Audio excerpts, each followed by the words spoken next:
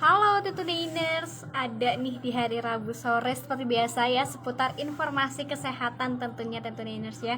Selama kurang lebih 1 jam kita akan ngobrol-ngobrol nih atau 30 menit nih sama salah satu dokter dari Rumah Sakit Hasan Sadikin Bandung tentunya ya.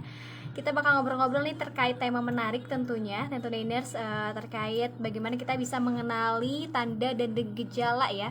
Tanda dan gejala dari penyakit hernia pada anak. Wah, ini menarik sekali ya buat pencegahan dan juga buat menganalisis nih apakah buah hati si kecil adik kita oke-oke aja gitu ya, atau misalkan ada kendala-kendala. Jadi kita tanyakan selengkapnya di sini. Nanti kita akan undang narasumber kita dari Rumah Sakit Hasan Sadikin Bandung.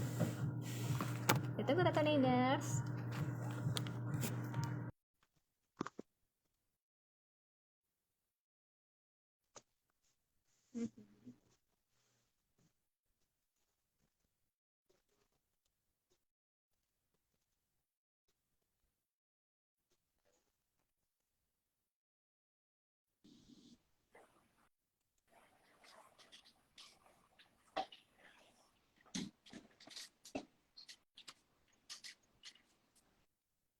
Iya.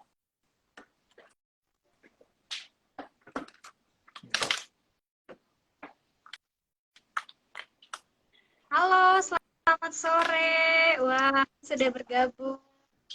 Selamat sore. Dokter sehat kabarnya?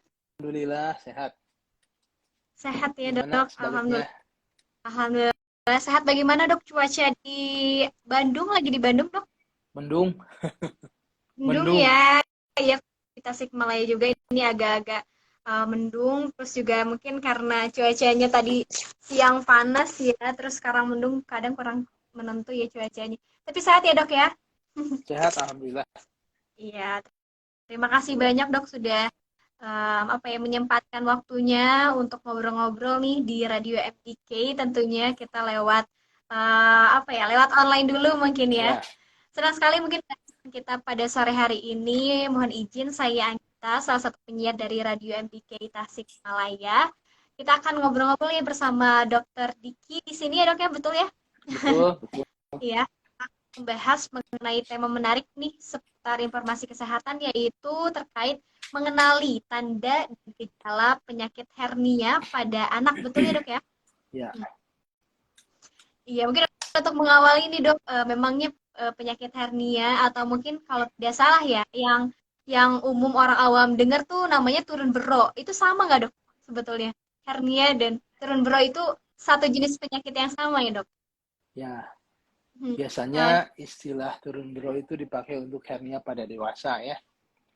Jadi ada perut yang turun katanya gitu. Tapi dengan dewasa biasanya kejadian hernia pada bayi maupun anak tuh berbeda ya. Dewasa biasanya disebabkan karena kelemahan dinding perut bagian bawah sehingga organ dalaman seperti usus dan lain-lain ya, usus, lemak tirai usus bisa menyembul lewat bagian perut bagian bawah yang lemah. Sedangkan pada anak biasanya disebabkan karena ada saluran penonjolan selaput rongga perut ya, yang normalnya memang dalam perkembangan dari sononya itu ada penurunan kantung atau selaput rongga perut yang membentuk kantung, dan itu harusnya menutup. Nah, pada sebagian bayi atau anak tidak menutup, sehingga itu menjadi celah yang bisa memungkinkan turunnya usus melalui celah yang tidak menutup tersebut. Iya, betul sekali ya dok ya. Berarti memang ada keadaan abnormal yang terjadi pada organ intim itu sendiri. Nah mungkin dok Ya. untuk terkait yang beresiko ini kan kata anak, memang faktor resiko apa sih dok yang menyebabkan anak itu bisa dimungkinkan untuk hernia itu sendiri? Ya, pertama mungkin kita harus tahu dulu proses bagaimana terjadinya hernia pada bayi maupun anak ya. Tadi sudah saya sebutkan bahwa kejadiannya adalah tidak menutupnya penonjolan selaput rongga perut yang selama perkembangan masa embrio atau perkembangan janin itu memang ada penonjolan ya. Dan itu biasanya menutup di akhir kehamilan ya, segera sebelum persalinan atau segera setelah persalinan cukup bulan ya.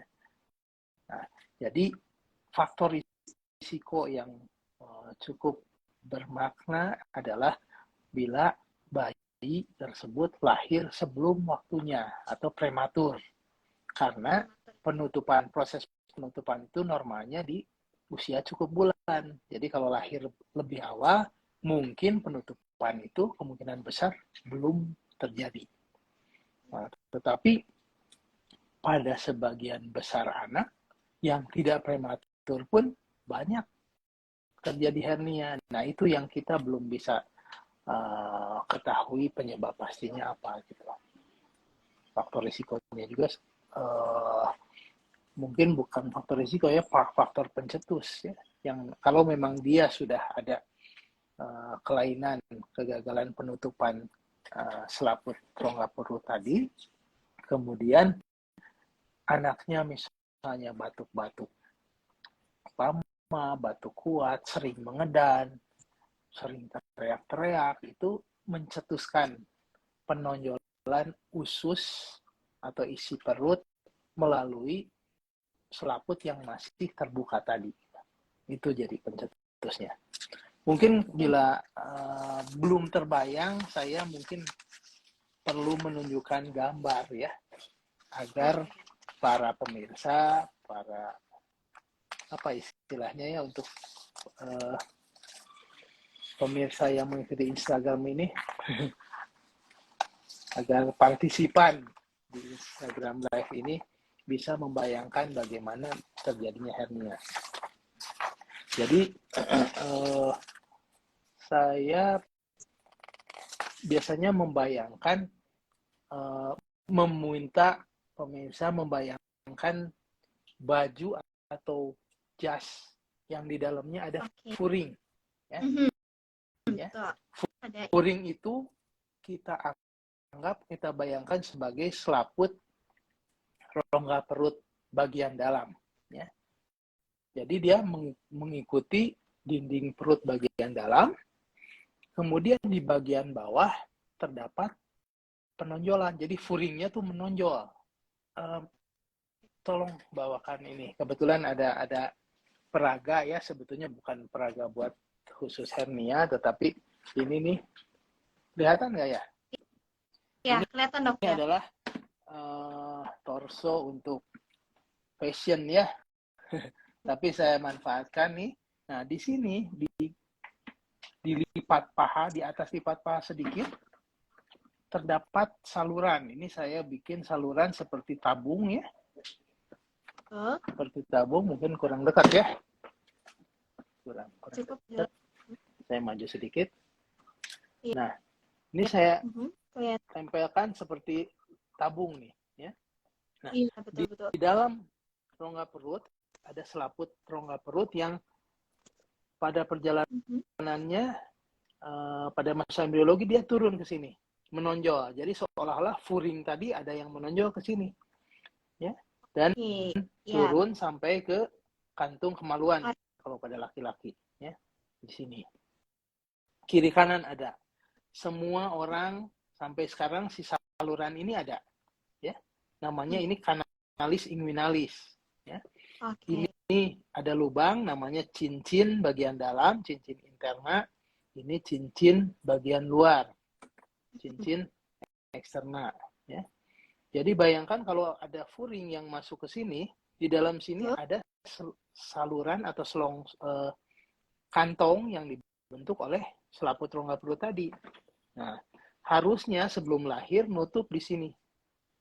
Ya, jadi terbentuk seperti dasar kantong keresek lah mungkin ya, mudahnya ini di sini terbentuk seperti dasar kantung kresek. Nah, bila ini tidak menutup, usus dari bagian dalam tuh masuk lewat sini. Ya. Ini ada gambar lagi, saya perlihatkan.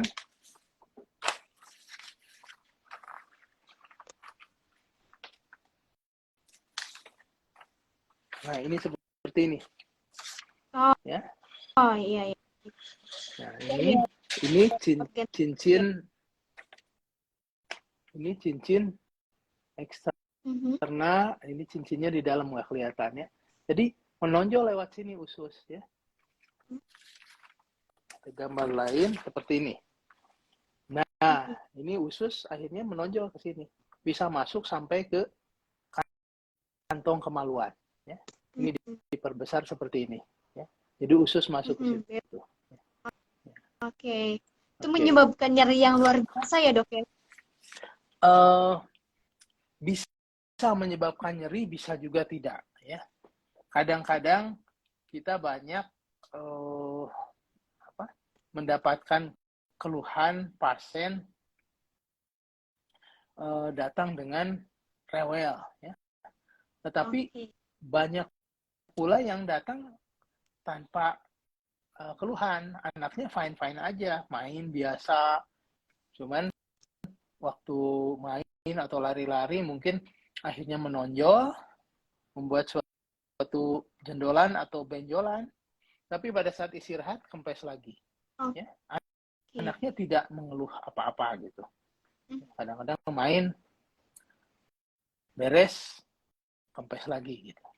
Nah, kalau terdapat jepitan, ya, ususnya terjepit, biasanya itu yang bisa menimbulkan nyeri, anaknya rewel, muntah-muntah, kembung, ya. Yaitu istilahnya hernia incarcerata, jadi terjepit atau terjerat. Dan itu mengandung bahaya, berpotensi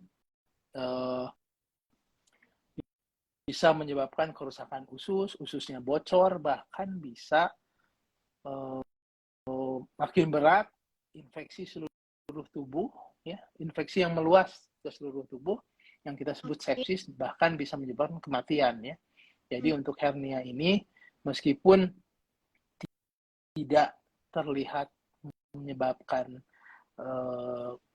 penderitaan pada anak, itu harus diwaspadai. Ya, karena takutnya ada indikasi penyakit lain yang timbul karena hernia itu sendiri ya dok ya, dimungkinkan mungkin ya. Komplikasi barangkali ya dari perjalanan penyakit selanjutnya dari hernia yang terjepit itu bisa berat ininya konsekuensinya. Itu kan atau tata laksana seperti apa dok di rumah sakit yang biasanya dilakukan untuk menangani penyakit hernia pada anak ini? Ya, sebelum menjelaskan tata laksana di rumah sakit, saya kira saya wajib menyampaikan kepada para orang tua, para moms and dads, abah dan abu, ya, semua harus aware atau harus waspada dengan hernia ini, jangan menganggap enteng, ya. Kemudian harus mengerti konsekuensinya apa, harus tahu sebaiknya ditangani kapan, karena ada yang salah penafsiran atau salah memahami bahwa hernia ini bisa sembuh sendiri, bahwa hernia ini dioperasi, bisa dipijat, bisa dipijat, bisa sembuh sendiri, bisa ditunggu sampai usia tertentu, berat badan tertentu. Nah, itu perlu diluruskan dan perlu diberi pencerahan sehingga tidak mempunyai pandangan yang salah terhadap hernia ini. Jadi pertama, biasanya saya sering mendapatkan pertanyaan, kapan hernia pada bayi harus dioperasi? Ya. Itu pertanyaan. Pertanyaan yang sering lagi ya, kalau kita istilahkan di eh, Barat frequently asked question. Jadi pertanyaan-pertanyaan yang sering ditanyakan oleh masyarakat. Pertama tadi, kapan harus operasi? Tadi yang pertama, apa sih penyebabnya? Tadi sudah dijelaskan. Kemudian, benar nggak bisa terjadi pada laki-laki dan perempuan? Anak perempuan pun bisa terjadi. Karena banyak yang beranggapan hernia itu penyakit kaum laki-laki. Ya. Nah, gitu. Nah, itu harus diketahui dulu. Ya. Nah, hernia bisa terjadi pada bayi atau anak laki-laki maupun perempuan. Ya. Penyebabnya sama seperti tadi, hanya mungkin proses embriologisnya agak sedikit berbeda karena kalau pada laki-laki berhubungan dengan turunnya testis. Ya. Yeah. Kalau pada perempuan kan nggak punya testis ya. Jadi prosesnya mirip, tapi ada dari perempuan itu ada penggantung rahim yang masuk ke arah situ, ke arah kanalis tadi, dan seolah-olah membawa selaput tadi masuk. Ya, jadi selaputnya ada nonjol ke dalam kanalis tadi yang saya perlihatkan tadi, kemudian gagal menutup. Ya, sama kejadiannya, bisa terjadi pada laki perempuan. Pertanyaan berikutnya, benarkah bisa sembuh sendiri? Karena katanya, saudara saya, sepupu saya punya anak laki-laki didiagnosa hernia, kok sembuh sendiri, hilang sampai sekarang nggak jadi-jadi. Nah, itu mungkin sebetulnya bukan hernia, tetapi sepupunya hernia nih, ya. Jadi kejadiannya sama, tetapi bukan jadi hernia, tetapi jadi hidrokel. Jadi penonjolan selaputnya itu tidak tambah membesar, didesak-desak oleh usus, penonjolannya tetap kecil seperti saluran yang kita bilang tiny tract, ya, saluran yang kecil, mungkin diameternya seperti lubang jarum gitu. Ya. Tapi cairan dari rongga perut bisa turun ke bawah, membentuk kantung di bawah di kantung kemaluan, membentuk kantung lagi yang berisi cairan. Nah, yang hidrokel ini sebetulnya yang mungkin bisa hilang sendiri, ya, bisa menyembuh. Nah, kalau hernia tidak mungkin sembuh sendiri, pasti butuh operasi untuk menutupnya, ya. Jadi jangan salah, kalau yang sembuh sendiri itu berarti mungkin hidrokel, bukan hernia. Oke. Berikutnya tadi apa ya? Kapan harus dioperasi? Ya, saya biasanya sambil bercanda. Oke, boleh.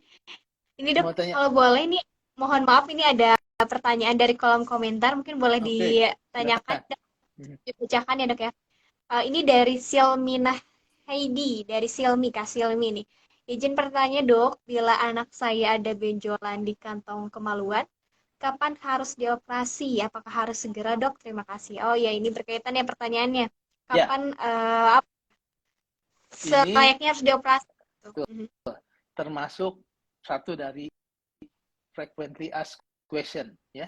Satu dari pertanyaan yang paling sering ditanyakan, ya. Saya biasanya ke pasien atau ke orang tua pasien atau ke calon dokter, ya, mengajarkan bahwa hernia pada bayi itu diasapin, ya. Benar diasapin? Gimana? Kok hernia bisa diasapin, ya? Jadi bukan dikasih vape atau dikasih apa ya, bakar-bakaran di bawah kantung kemaluan anak, bukan. Tapi asapin ini adalah asap as soon as possible, ya. Jadi operasi untuk hernia pada bayi itu adalah sesegera mungkin setelah terdiagnosa, tetapi dengan persiapan. Jadi anaknya dipersiapkan dulu secara fisik, diperiksa oleh dokter anak, tidak ada kelainan yang mengharamkan atau membuat tidak boleh dibius. Ya. Setelah ada pernyataan dari dokter anak sehat, jantung parunya sehat, silakan untuk tidak ada kontraindikasi atau tidak ada halangan untuk pembiusan. Ya, jadi itu. Jadi sesiapnya secepatnya. Ya. Tapi bukan berarti sore ini juga, malam ini juga, ya, bukan emergency, tapi as soon as possible, as soon as possible, urgent ya, itu barangkali. Betul. Iya, berarti memang harus dicek dulu kesiapan si bayi itu sendiri ya. Barangkali mungkin ada kelainan lain atau mungkin kondisi tidak sehat lain sehingga mungkin tidak memungkinkan untuk dilakukan operasi, malah membahayakan mungkin. Nah, itu mungkin betul. bisa jadi pertimbangan juga. Oke, berarti untuk pengobatannya sendiri itu dok hanya dengan operasi saja atau mungkin ada obat-obatan yang itu bisa menyembuhkan tidak dengan operasi atau bagaimana dok? Ya, pengetahuan saya sejauh apa yang saya ketahui di ilmunya itu tidak ada obat-obatan yang bisa menyembuhkan hernia kecuali dengan menutup si lubang, si saluran yang menonjol itu gitu. Berarti tindakannya harus operasi ya dok ya? Betul.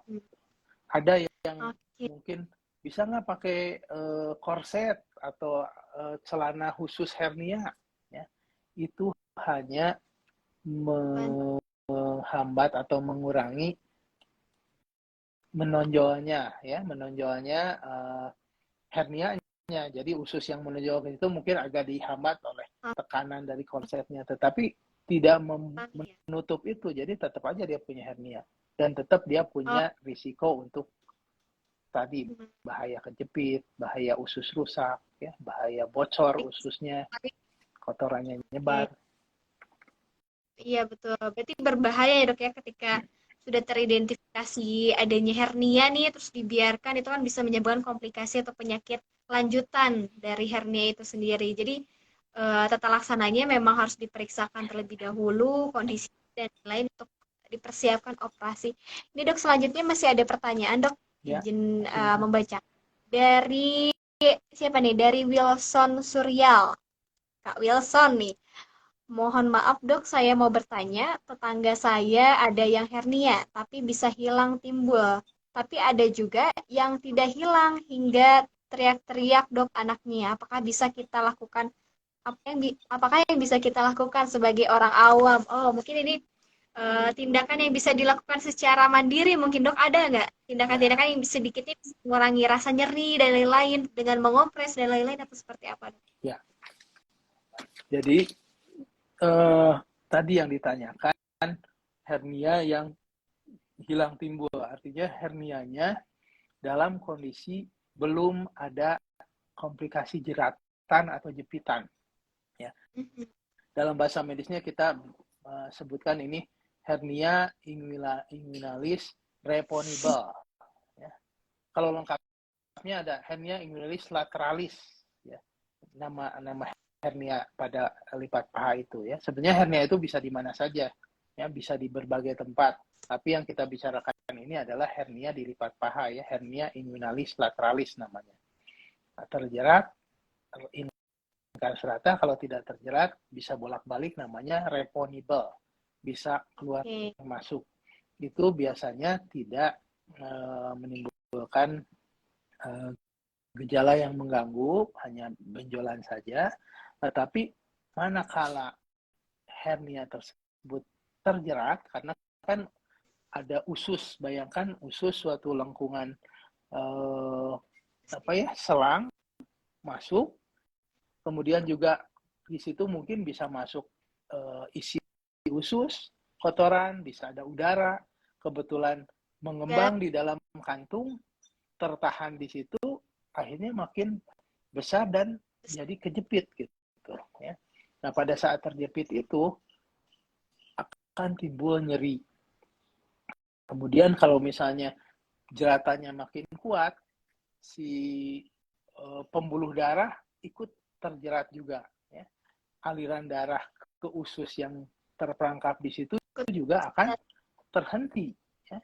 Jadi ibarat sakit jantung, serangan jantung saat aliran darah ke jantung, aliran darah ke dinding jantungnya terhenti, itu kan serangan tuh nyeri.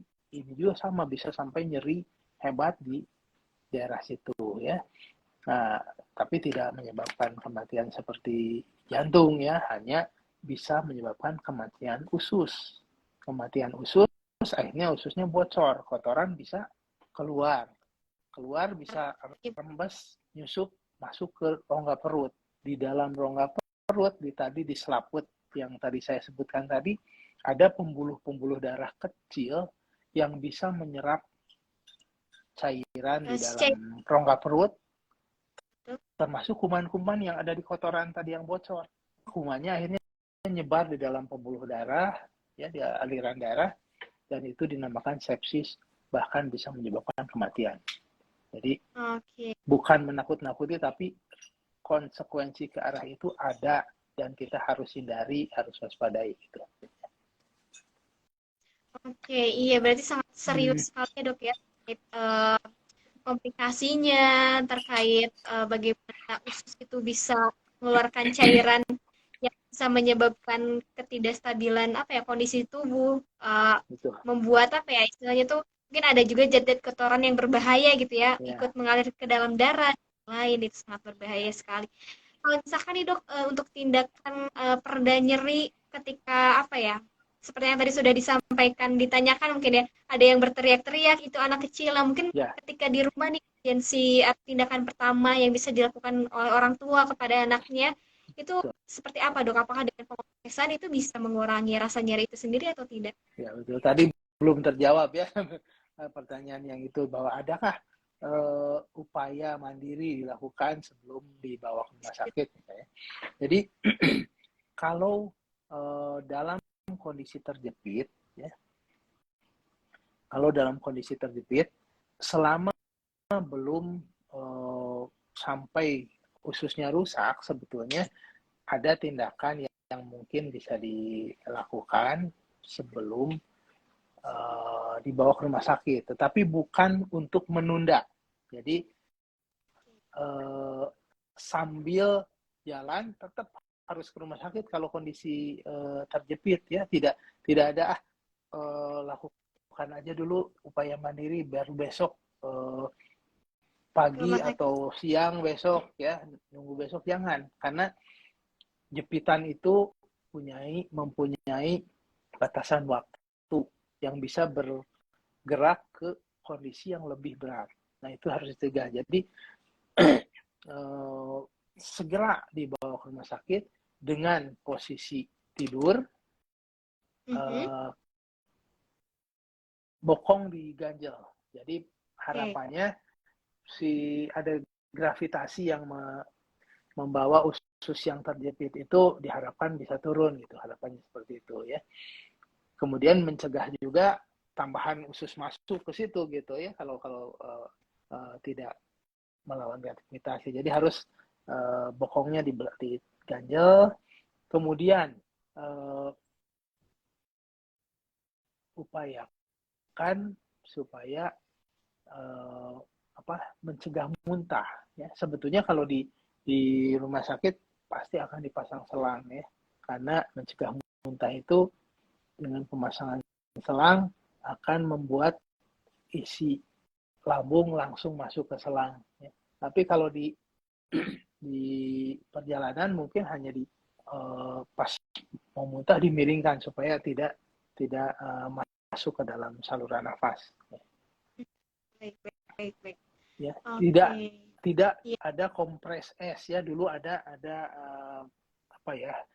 salah kaprah di kompres es katanya.